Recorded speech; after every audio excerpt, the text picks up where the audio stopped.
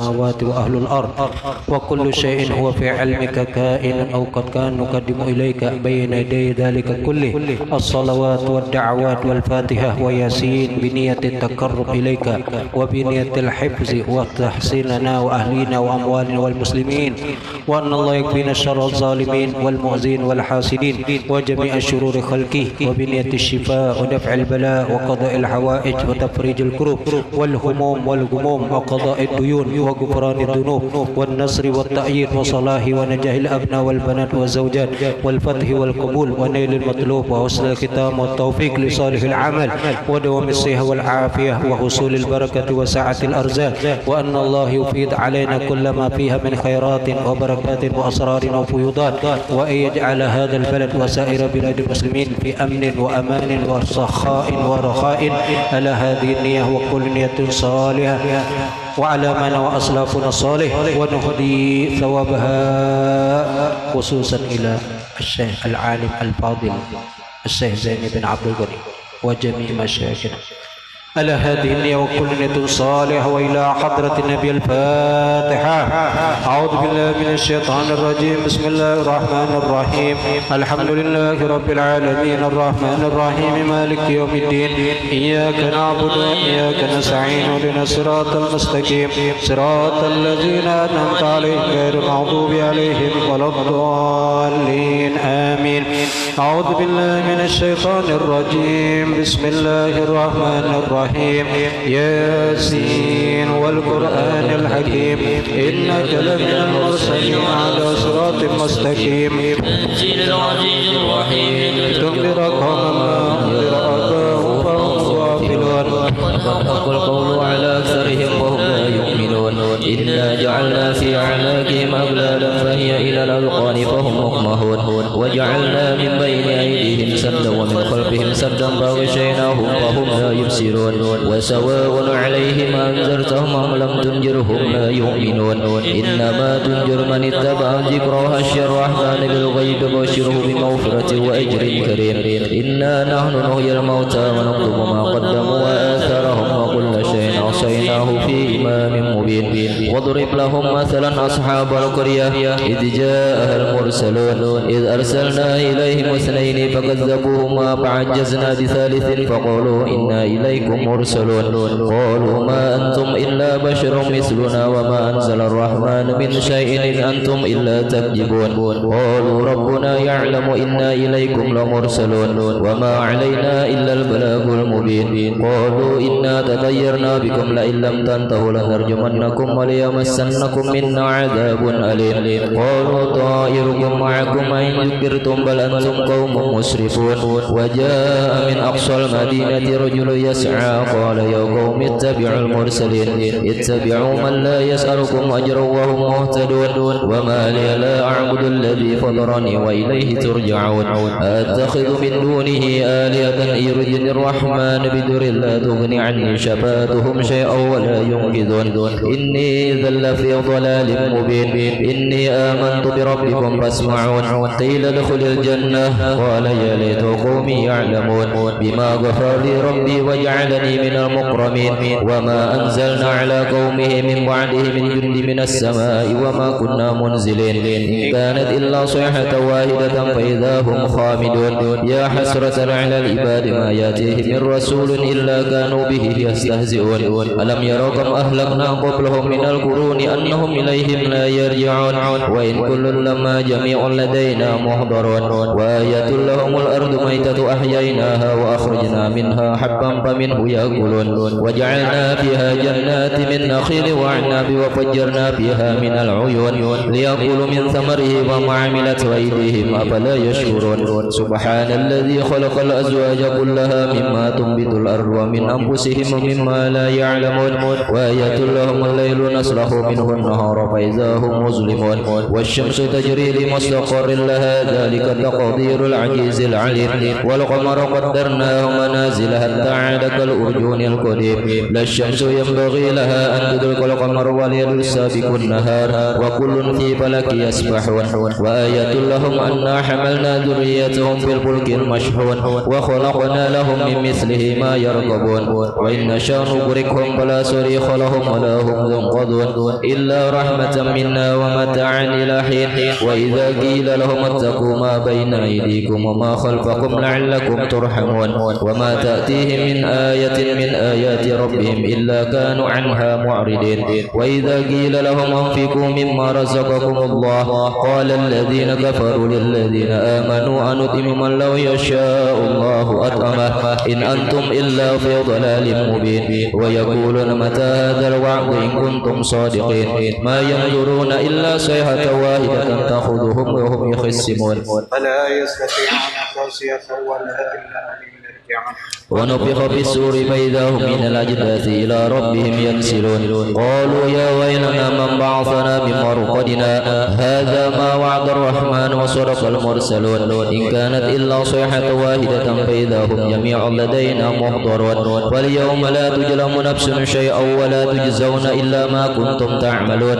إن أصحاب الجنة اليوم في شغل فاكهون هم وأزواجهم في ظلال على الأرائك متكئون لهم فيها فاكهة ولهم ما يدعون سلام قولا من رب رحيم وامتازوا اليوم أيها المجرمون ألم أحد إليكم يا بني آدم ألا تعبدوا الشيطان إنه لكم عدو مبين وأن اعبدوني هذا صراط مستقيم ولقد أضل منكم جبلا كثيرا فلم تكونوا تعقلون هذه جهنم التي كنتم توعدون اصلوها اليوم بما كنتم تكفرون اليوم نختم على أفواههم وتكلمنا أيديهم وتشهد أرجلهم بما كانوا يكسبون ولو نشاء لطمسنا على أعينهم فاستبقوا الصراط فأنى يبصرون ولو نشاء لمسخناهم على مكانتهم فما استطاعوا مضيا ولا يرجعون ومن نعمره نقص في الخلق أفلا يعقلون وما علمناه الشعر وما ينبغي له إن هو إلا ذكر وقرآن مبين لينذر من كان حيا ويحق القول على الكافرين أولم يروا أنا خلقنا لهم مما عملت أيدينا أنعاما فهم لها مالكون وذللناها لهم فمنها ركوبهم ومنها يأكلون ولهم فيها منافع ومشارب أفلا يشكرون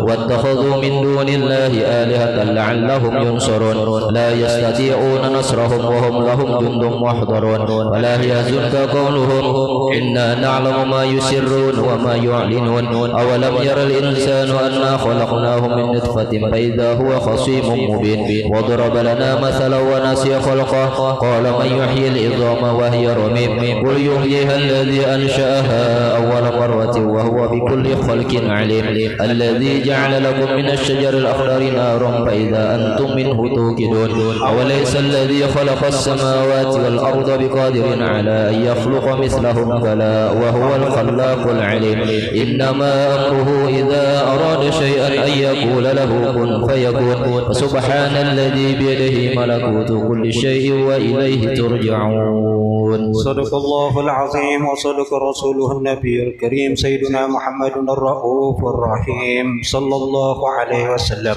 بسم الله الرحمن الرحيم الحمد لله رب العالمين اللهم صل وسلم على سيدنا محمد وعلى آله وصحبه أجمعين اللهم إنا نستحفظك ونستودعك أدياننا وأبداننا وأنفسنا وأهلنا وأولادنا وكل شيء أعطيتنا اللهم اجعلنا وإياهم في كنفك وأمانك وجوارك وعيادك من كل شيطان مريد وجبار عنيد وذي عين وذي بغي وذي حسد ومن شر كل ذي شر إنك على كل شيء قدير اللهم جملنا بالعافية اللهم جملنا بالعافية اللهم جملنا بالعافية والسلامة وحققنا بالتقوى والاستقامة وعائذنا من موجبة الندامة إنك سميع الدعاء اللهم اغفر لنا ولوالدينا اللهم اغفر لنا ووالدينا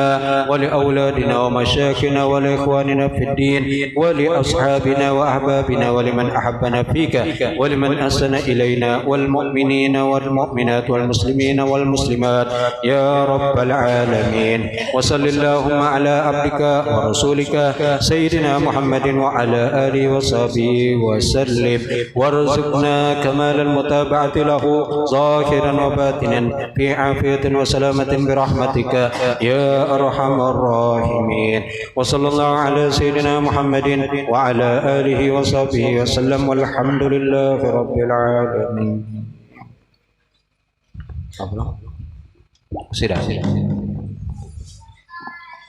يا شيخنا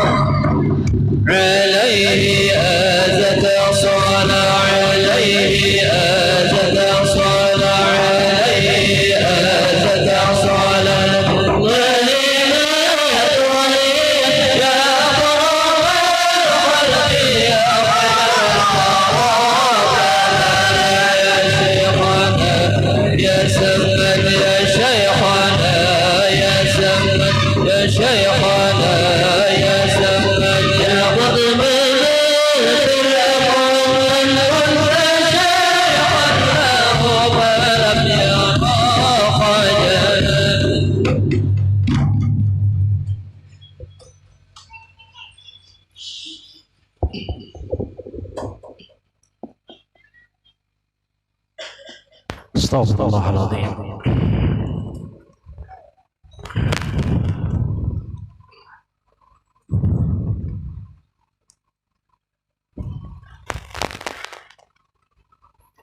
Astaghfirullahaladzim alladzi la ilaha illa huwal hayyul qayyum wa atubu ilaih.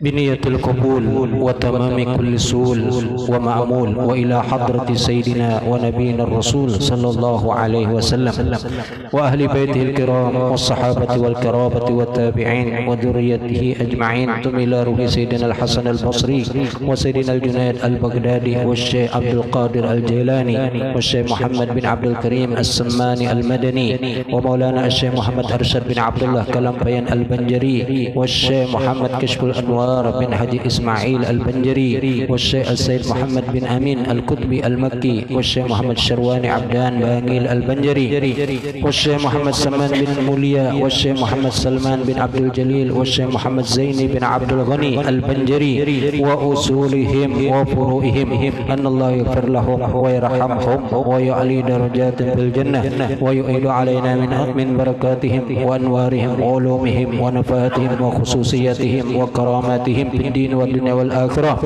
ويبارك لنا في أولادنا وذريتنا ويرزقنا برهم ويحفظهم من فتنة هذا الزمان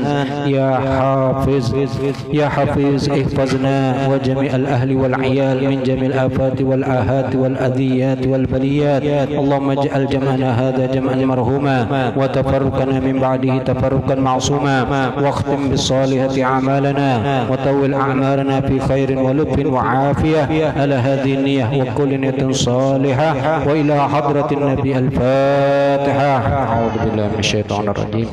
بسم الله الرحمن الرحيم. الحمد لله رب العالمين الرحمن الرحيم مالك يوم الدين إياك نعبد وإياك نستعين اهدنا الصراط المستقيم صراط الذين أنعمت عليهم غير المغضوب عليهم ولا الضالين آمين. Sebelum ulun membacakan manakib, ya, ulun memberitahukan bahwasanya pengajian yang rutin kita laksanakan di malam Selasa ini, malam ini ulun kada membacakan lanjutan hadisnya, karena momennya pengajian kita diganti untuk memperingati haul al-alim al-allama al-fadil Al-Syekh Zaini bin Abdul Ghani. Jadi malam ini ulun membacakan manakib daripada beliau sekelumit kada seberata sebab waktu terbatas. Tadi sudah kita mulai dengan baca Yasin, kemudian kita baca Tawassul Samaniyah, dan kemudian selanjutnya kita membaca manakib. Setelah manakib nanti tahlil dan doa. Kemudian apa lagi? Ada qasidah lagi? Nasib banasib terakhirnya. Nah ini kan amun waktu sisa sampai isya sekitar berapa menit lagi? 10 menit aja lagi. Tapi insya Allah cukup berkah waktunya, insya Allah. Apa yang kita niatakan insya Allah dimudahkan oleh Allah Subhanahu wa Ta'ala.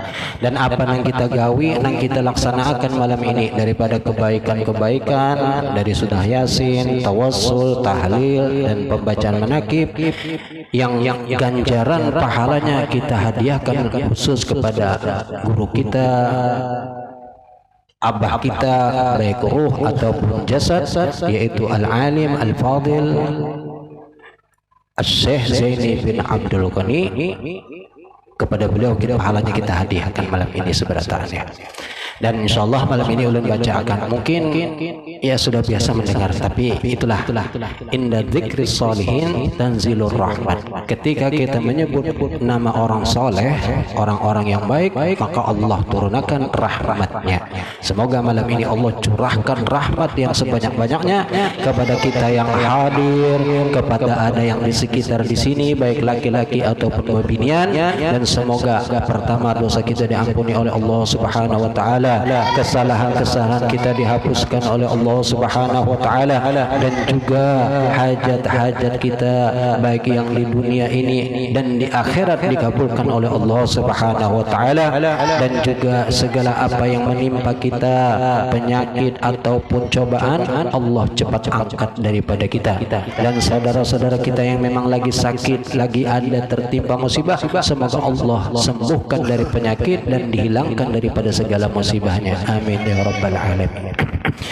Bismillahirrahmanirrahim. Qala Allah Ta'ala laqad kana fi qasasihim ibratun liulil albab, yang artinya sungguh ada pada cerita-cerita mereka, yaitu para anbiya, para rasul, para aulia, ibrah sebagai pelajaran liulil albab bagi mereka orang-orang yang mempunyai akal pikiran. Nah ini kan manakib adalah cerita, kisah, tapi kisah yang kita ambil sebagai pelajaran untuk kita jadikan ibrah, pelajaran dalam kehidupan kita. Qala ya Rabbi warham li syekhina Abil Badali wa subba fi qabrihi ar-rahmata wa ni'ami bijahihi Rabbana hassil maqasidana wa khtim bi khatimatil husna ma'as salami wa salli ya Rabbana ala an-nabi al-hashimi wal ali was sahbi wal atba'i kullihim.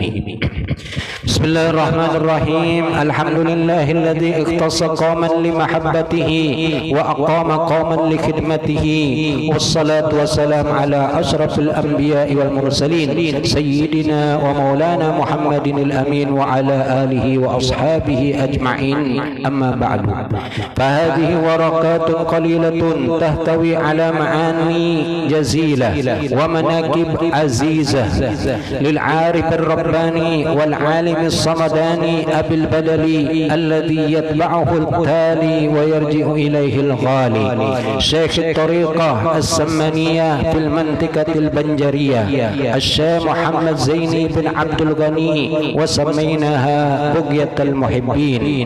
ونسأل الله الكريم المنان ونتوسل بنبيه سيد ولد عدنان أن يجعل نفعها دائم السيلان بيننا وبين الإخوان من وقتنا هذا إلى آخر الزمان ويبلغنا بها إلى فصيح الجنان دار النعمة والامتنان. آمين يا رب العالمين. Yang artinya dengan nama Allah yang Maha Pengasih lagi Maha Penyayang. Segala puji bagi Allah yang telah memilih ia akan satu kaum untuk mencintainya dan mendirikan ia akan kaum yang lain untuk berkhidmat kepadanya. Salawat dan salam atas semulia Nabi dan Rasul, junjungan dan penghulu kita, yaitu Nabi yang sangat dipercaya, dan atas keluarganya dan sahabatnya semuanya. Adapun kemudian daripada itu bermula kitab ini adalah beberapa lembar yang sangat sedikit namun mengandung makna yang banyak. Ia adalah sebuah manaqib yang sangat mulia bagi seorang arif rabbani dan alim samadani Abil Badali yang menjadi ikutan bagi orang yang di belakang dan tempat kembali bagi orang yang terlewati.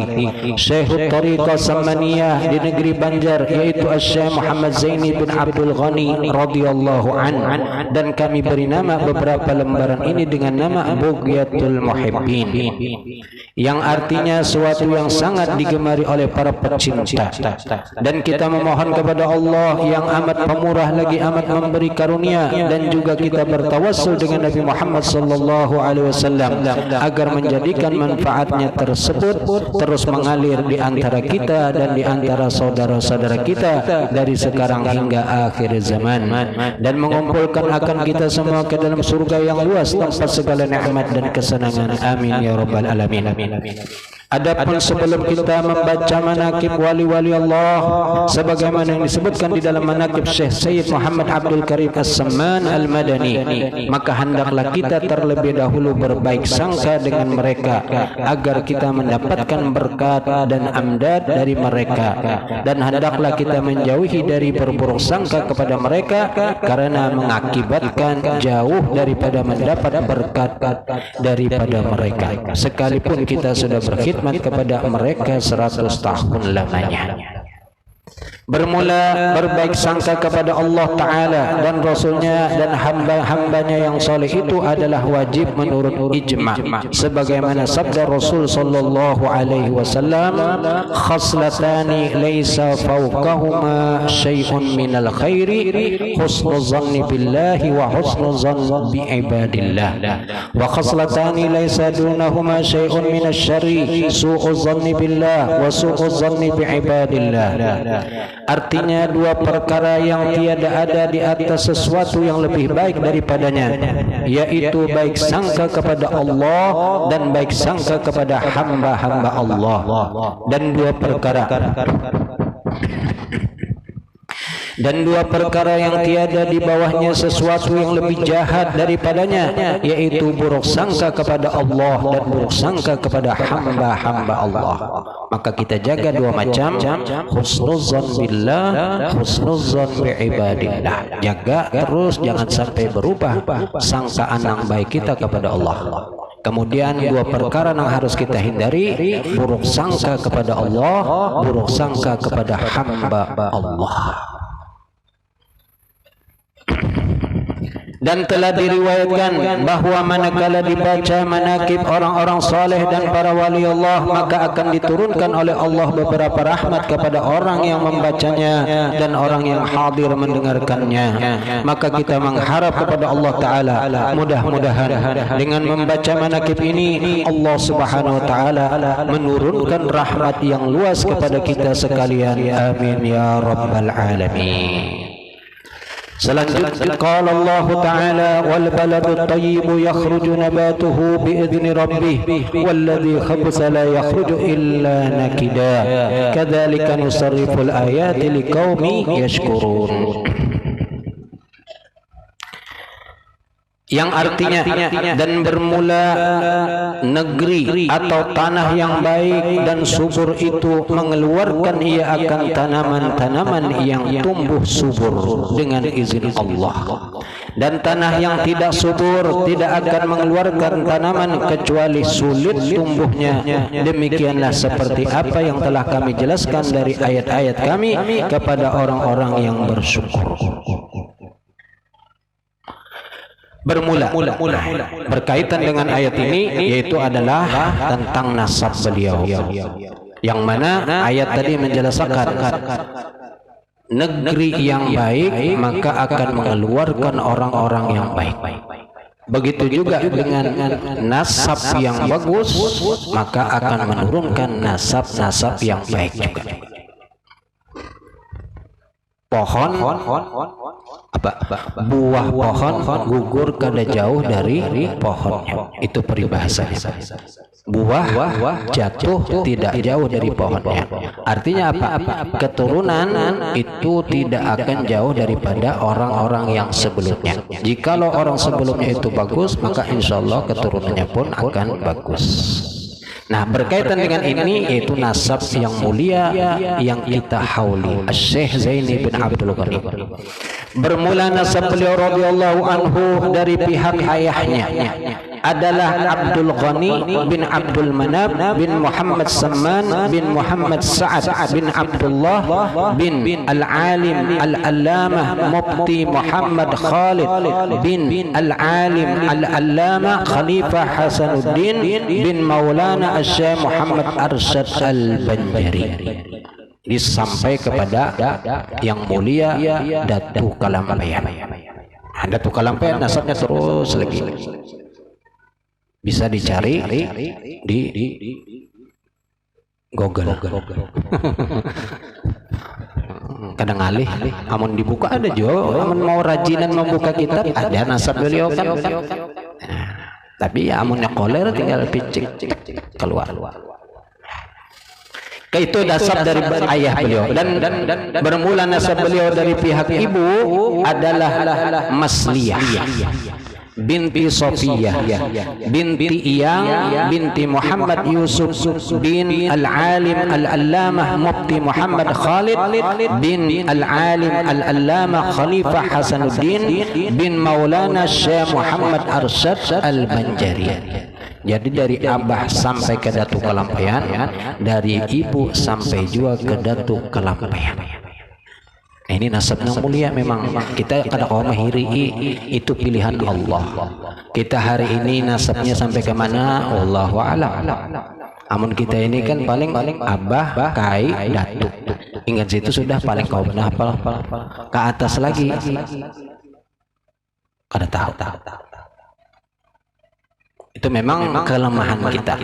Beda orang-orang yang mulia itu memang tercatat, apalagi para habaib, para sada itu kan nasabnya bersama-sama. Ya kita bersyukur walaupun mungkin dari sisi nasab kita paling kada benar, kita bisa mulia dengan cara yang lain. Jikalau kada kau mulia dengan cara nasab, karena ini kada kau sudah ketentuan dari Allah, tilka fadlullah, itu sudah anugerah Allah. Maka kita cari kemuliaan dengan cara apa? Berumpat kepada orang yang bernasab bagus, berumpat berkhidmat kepada orang yang berilmu. Mudah-mudahan dengan itu kita dapat kemuliaan itu ya. Jadi kalau sudah kada mulia jangan joblang kada kau jualnya jadi orang alim. Ini kada tahu mungkin aja kena nang halus-halus nang menuntut ilmu di sini, subhanallah 10 tahun kemudian atau 15 tahun kemudian inya kena nang duduk di sini pulang menggantikan. Kita kada tahu ya. Berputarnya zaman maka pun kena sesuatu akan berubah. Dan Allah tidak pernah menyuruh kita putus asa. La tayasu mir rahmatillah. Jangan pernah putus asa dari rahmat Allah. Selalu usaha.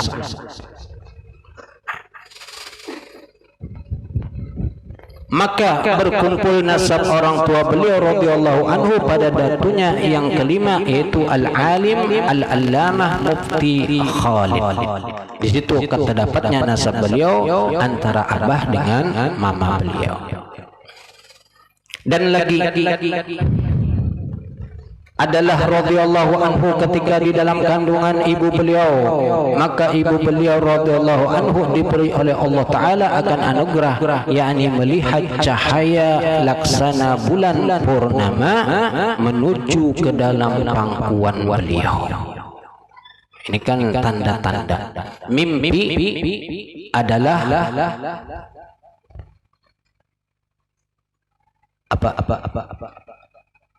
pemberitahuan.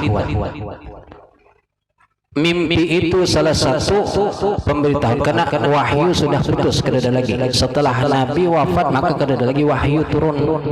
Malaikat Jibril sudah kada lagi turun.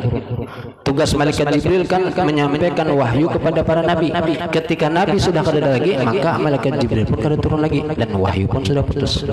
Maka gantinya apa? Itu adalah ru'yah salihah, mimpi yang bagus. Disitulah ada isyarat-isyarat tentu kepada orang yang soleh juga. Amun orang yang kada bujur, mimpinya pun banyak kada bujur juga. Sudah guring kada baudu, kada bacaan, atau mimpi misalnya mimpi diikut bidawang, sekali bangun apa basah tapi rupanya ini kada mau bangun-bangun disimpul orang loh basah ya tapi guringnya tegoh. Nah, dari mimpi orang soleh maka ada nanti isyarat-isyarat ya. Dan ada orang-orang tertentu yang bisa menafsirkan mimpi. Jangan kena bermimpi dikisahkan dan kekawanan, apalagi mimpi itu memang ada isyarat. Lalu kawan yang dikisahkan oleh kawan, mimpi itu kawan yang mentafsirakannya, kawan ini bahapal asal sambat aja, maka bisa jadi yang pertama kali itu yang terjadi. Padahal ini mimpi bagus, tapi tak kisah wadah orang yang salah, maka hati-hati kisahkan mimpi itu kepada orang yang baik, orang yang soleh. Jadi kalau seandainya beliau mentafsirkan, maka tafsiran yang bagus. Amun tak kisah orang kawan ketujuh mulu seorang termimpi dapat orang alim misalnya bagus, bah nyawa kada panjang umur. Sidin nang didapatin orang meninggal sudah, orang soleh sudah meninggal. Mana kau jerkat. Sidin tu jaga bawa nyawa bulikan. Mana apa tadi? Mati. Berelaanlah kita aja. Iya, sudah. Tafsir bisa terjadi. Kenapa? Karena nang pertama kali mentafsirkan itu nang kalian bisa terjadi kita langsung. Maka carilah kalau termimpi carilah orang soleh. Bailang pada orang soleh, minta kesahasan. Nah, amun seandainya sini tafsir insyaallah bagus-bagus saja. Kada ada nang aneh-aneh. Ya. Nah, seperti di sini apa? Bulan purnama menuju ke dalam pangkuan beliau karena bulan itu kan bagus bercahaya lalu masuk ke dalam pangkuan maka isyaratnya apa? Akan terlahir daripada rahim beliau seorang yang memberikan cahaya buat umat. Dan juga ketika ibunya radhiyallahu anhu sedang mengidam ingin memakan sesuatu makanan atau buah-buahan, maka dikabulkan oleh Allah akan keinginan itu di dalam mimpinya hingga keinginannya sudah tiada lagi manakala ia bangun daripada tidur. Jadi dikabulkan dalam mimpi, imannya sudah bangun, kada ada lagi keinginannya. Dan lagi adalah nama beliau radhiyallahu anhu ketika masa kecilnya yaitu Kusairi. Ini nama beliau lagi halis, Kusairi. Mungkin selama ini kita kan kada tahu-tahunya sudah yaitu nama beliau Zaini bin Abdul Ghani. Ini proses. Nama beliau dulu adalah Kusairi, kemudian diganti oleh orang tua beliau dengan nama Muhammad Zaini atas permintaan beliau sendiri karena mengikuti nama seorang ulama besar yaitu Tuan Guru Haji Ahmad Zaini bin Tuan Guru Haji Abdurrahman Tunggul Irang. Tuan Guru bin Tuan Guru. Ini gelar orang-orang bahari, orang alim kan Tuan Guru. Wah, ini jarang sudah guru-guru kita cuman di kiau guru aja. Karena Tuan Guru itu identik bisi bini lebih dari satu. Kalau hendak itu kiau Tuan Guru maka harus lebih satu. Makanya ulun kadang mau di kiau Tuan Guru karena ulun masih satu. Ini kada bapak aman aja bapak soalnya bininya kada ada jual kalau. Itu binian lain, maksudnya bini ulun ada. Nah, seandainya dua hanya bergelar Tuan Guru. Sebagaimana kiai itu identik, kiai itu juga kalau sudah bininya dua harus dikiaulah kiai. Kalau masih seikung aja belum kiai lagi. Bisi pondok barulah apa jurang kiai bisi pondok, nah bininya lebih dari satu. Tapi itu hanya apa jurang tuh kebiasaan, bukan sesuatu, bukan wajib. Bisa aja orang nang kada babini dua sudah dipanggil Tuan Guru. Wah ini sudah jarang. Kalau tuan guru paling guru benar aja. Tuan itu artinya orang yang hebat luar biasa. Tuan guru.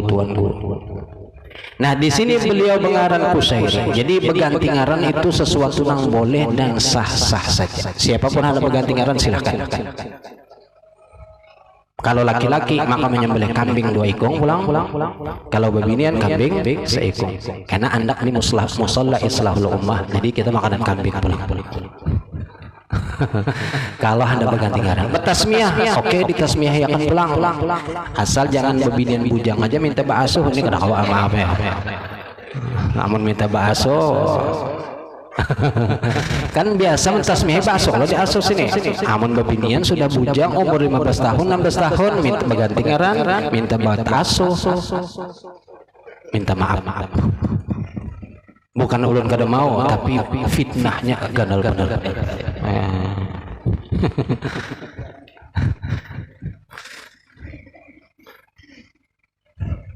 Jadi boleh.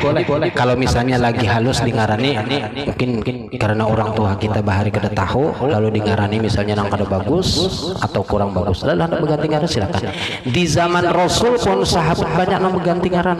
Ketika datang ngarannya kada bagus, lalu diganti oleh Rasul. Anta ini.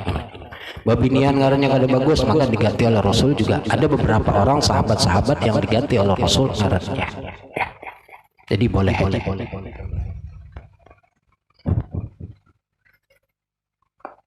Selanjutnya, ya Rabbi warham li syaikina abil badali wa subba bi qabri rahmat wa ni'ami bi jahi rabbana hasil maqasidana wa khtim bi khatimatil husna ma'as salami wa salli ya rabbana ala nabiil hashimi wal ali was sahbi wal atba'i kullihim.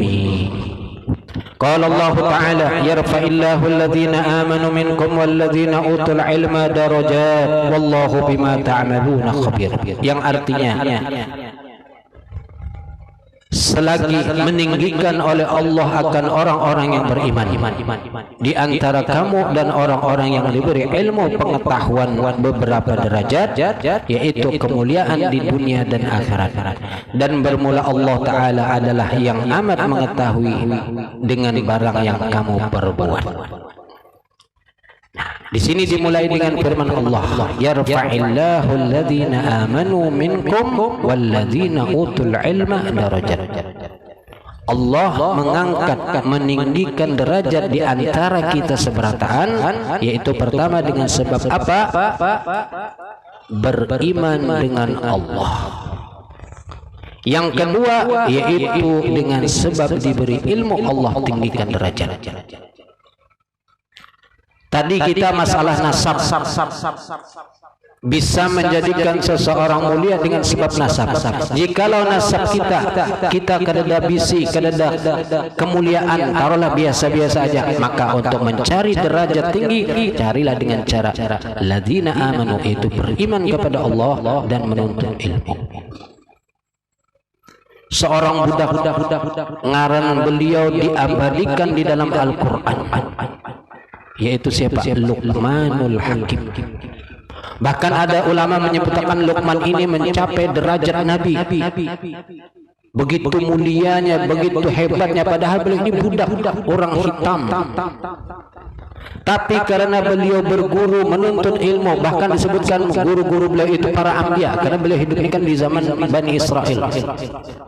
Saking luar biasanya, maka Allah abadikan nama beliau di dalam Al-Quran, surah Luqmanul Hakim.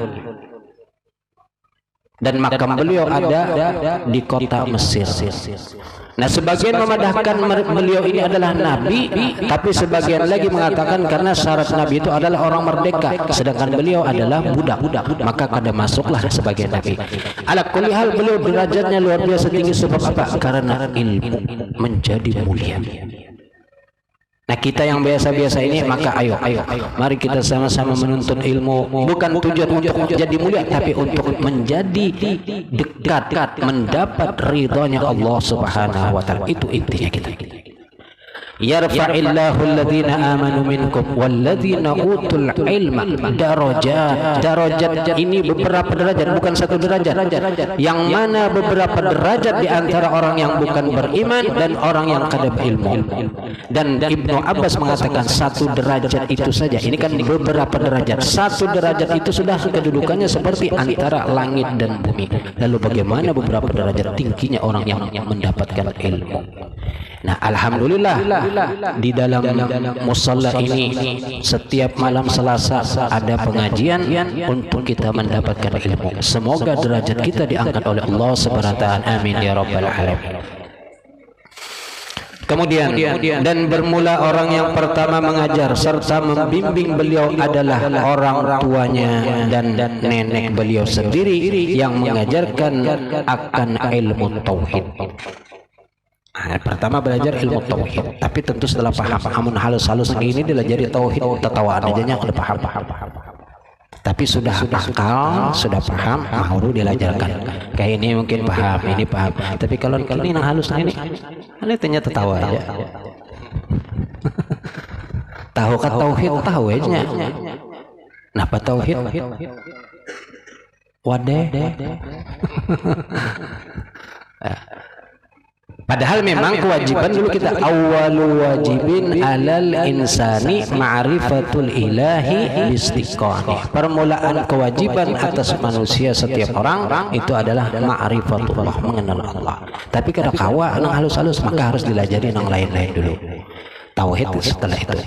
Nah, beliau ini dilajari oleh oleh nenek beliau ilmu tauhid dan ibadah dan akhlak al-karimah serta membaca Al-Qur'an, dan kemudian dilanjutkan belajar membaca Al-Qur'an kepada guru Hasan Pasayaman. Dan ketika usia radhiyallahu an 7 tahun sudah mulai ia belajar di madrasah Islamiyah Kampung Keraton Martapura. Dan adalah guru-guru beliau radhiyallahu anhu ketika itu, yaitu guru Abdul Muiz dan guru Ahmad Zaini Umar. Ini banyak guru-guru beliau disebutkan di sini ya. Dan adalah guru pembimbing beliau yang pertama secara rohani adalah al-alim al-allamah Ali Junaidi Brau. Di mana Brau nih? Tanggarong. Kalimantan Barat. Brau.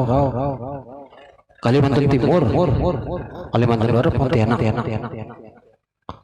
Walhasil masih di Kalimantan juga lah. Brau, ya. Mungkin pernahkah menziarahi? Kita selama ini ziarah ke Samarinda daerah Tenggarong kan kebanyakan ya.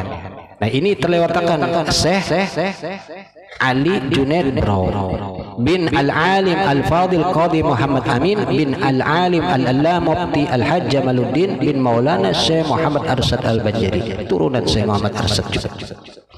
Nasabnya sama bersambung kepada Syekh Muhammad Arsyad. Yang membimbing beliau radhiyallahu untuk berguru kepada Al-Alim Al-Fadil Al-Hajj Muhammad Magadung bin Al-Alim Al-Fadil Al-Hajj Salman Farisi bin Al-Alim Al-Lama Qadi Al-Hajj Mahmud bin Asiyah binti Maulana Syekh Muhammad Arsyad Al-Banjari untuk mempelajari hal ahwal tentang Nur Muhammad. Nah, ini belajarnya di wadah nang di guru dikenal dengan Tuan Guru Gadung Rantau. Yang ini cucu beliau siapa Guru Ahmad Barmawi nang disebut guru muda. Nah, kayak beliau itulah yang jadi guru dalam masalah Nur Muhammad. Memang perjalanan para aulia ini luar biasa ya. Menuntut ilmu itu ada seikung guru, dari ilmu roh, ilmu jasad. Maka ada istilah murabbi arwah wal jasad, pendidik tarbiyah daripada roh dan juga tarbiyah pada jasad.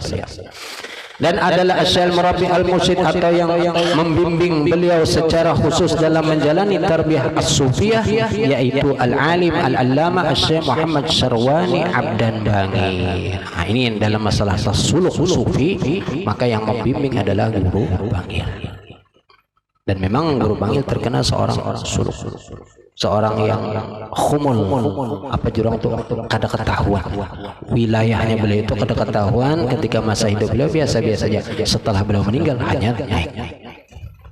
Itu sebagian memang seperti itu. Dan Kiai itu bagus Muhammad Falak Bogor juga pembimbing suluk beliau, yaitu Kiai itu bagus. Ini ada di Bogor, yang mana diantaranya juga Kiai Ahyad Bogor. Ini belum pernah sampai ke sana, hanya ulun mendengar nama beliau tapi belum sampai. Ketika di Bogor kada sampai teh lagi. Mudah-mudahan kita sampai kita ke sana, ke Bogor perjalanan kota hujan Bogor. Dan Al-Allamah Syekh Muhammad Amin Al-Qutubi Al-Makki ini di Mekah. Hingga kemudian Al-Alim Al-Allamah Syekh Muhammad Amin Al-Qutubi Al-Makki menyerahkan beliau kepada Maulana Syekh Muhammad Arsyad Al-Banjari secara rohani, hingga Maulana Syekh Muhammad Arsyad Al-Banjari menyerahkan beliau ke bawah bimbingan Sayyidil Wujud Rasulullah sallallahu alaihi wasallam. Itu proses daripada perjalanan suluk beliau. Kalau sudah Rasulullah membimbing sudah selesai. Saat ini kalau ada orang mengaku dibimbing oleh Rasulullah sallallahu alaihi wasallam langsung, maka ini hati-hati dulu, jangan percaya. Kada pernah belajar, kada pernah ada urutan nasab keilmuan, tahu-tahu datang muncul aku yang mengajar Rasulullah langsung. Ya, kita bukan mendustakan, bisa saja, tapi hati-hati, karena ini zaman banyak orang yang mencari-cari kesempatan, mencari-cari keuntungan dengan cara mengaku-ngaku seperti itu. Kada gampang untuk bisa dibimbing oleh Rasulullah, itu kada gampang, bukan gampang. Harus salawatnya berapa ribuan jutaan dulu. Sedangkan kita salawatnya berapa? Apalagi orang ini misalnya kada jelas nasab keilmuannya, amalnya, ibadahnya kada kelihatan, tahu-tahu muncul langsung mengaku murid Rasulullah langsung. Bahaya. Demikianlah beberapa keutamaan dan kemuliaan daripada guru kita, Rabbi kita, walaupun kada secara langsung dari orang-orang lain yang kita dapat, yaitu Al-Alim Al-Fadil Al-Syekh Zaini bin Abdul Ghani. Semoga kita seberataan mendapatkan keberkahan daripada beliau yang kita hauli malam ini, dan juga yang kita baca tawassul Samman, yaitu Syekh Muhammad Samman Al-Madani. Juga kita mendapatkan berkah daripada beliau-beliau, orang-orang saleh, para wali Allah, para ulama, para orang-orang hebat yang dekat dengan Allah Subhanahu wa taala. Mudah-mudahan dengan berkah mereka semua Allah menjadi ridha kepada kita, Rasulullah pun senang dan ridha kepada kita. Amin ya rabbal alamin. Ulun kira cukup sedikit itu ya sebagai pembacaan manaqib malam ini, yang intinya mudah-mudahan kita dapat keberkahan itu saja. Dan selanjutnya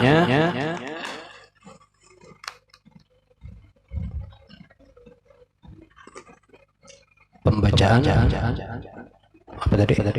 Nasyid ya. Habis nasyid karena kita baca tahlil, kemudian doa, itu selesai. Mudah-mudahan kita diterima seberataan. Amin ya rabbal alamin. Sallallahu ala sayyidina Muhammadin wa ala alihi wa sahbihi wa barik wa sallim, walhamdulillahi rabbil alamin.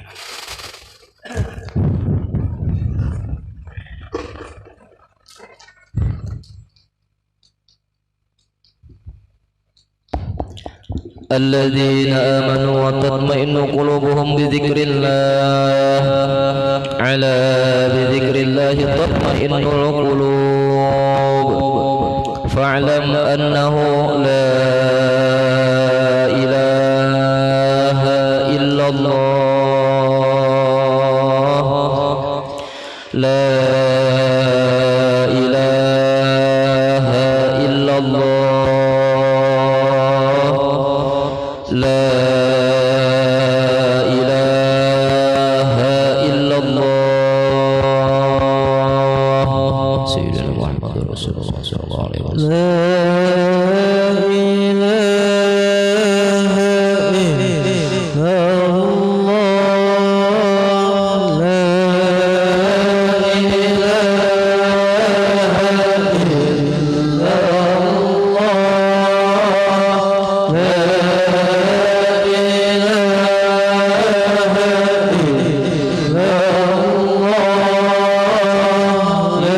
الله لا